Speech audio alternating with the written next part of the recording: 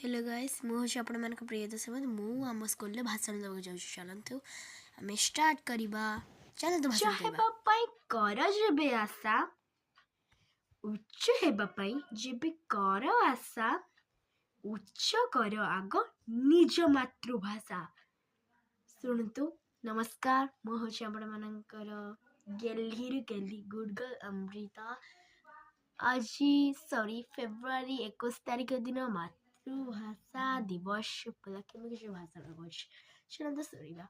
सम्माननीय सभापति महोदय, ज्ञान गुण गरियान तथा नीति आदर्श गढ़ा होइथिबा मोर पूज्य गुरुजी और गुरुमा वृंद, अतिथि वृंद, उपस्थित अतिथि वृंद और मोर छोट बड़ भाई और भौणी माने तथा सहपाठी और सहपाठिनी गण, आज यही पवित्र आंतर्जातिक मातृभाषा दिवस में मत किछि कहबाकू सुजोग मिलुथिबारु मु निजको गौरव मानित अन्न करुछि।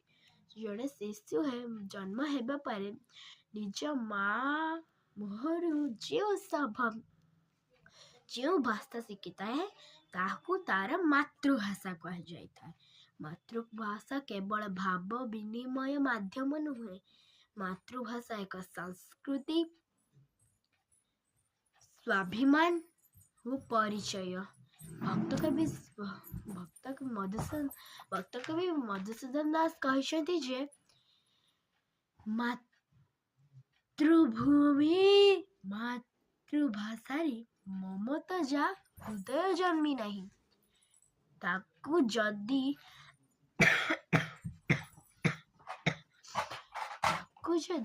ज्ञानी गण रे गणिबा अज्ञान रहिबे नहीं। शिशुटी निजर पितामाता परिवार एवं परिवेश रे शिखिथिबा भाषा होछि तार मातृभाषा। मातृभाषा रे उन्नति होई पारिले जाई गोटे जातिर उन्नति होई थाए।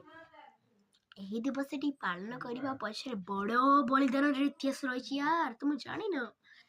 1952 मसीहा फेब्रुआरी 21 तारिख दिन बंगला भाषा को निजर अधिकार देवा ढाका ठारे अनेक छात्र शहीद होते से मानक ताकू सम्मान जणे कि यूनेस्को 1999 मसीह एही दिन को अंतर्जातीय मातृभाषा दिवस भाव घोषणा करथिले। एति कहि मो वक्तव्य शेष करछि। जय हिंद जय भारत। एति कहि रखि दउछि। बाय।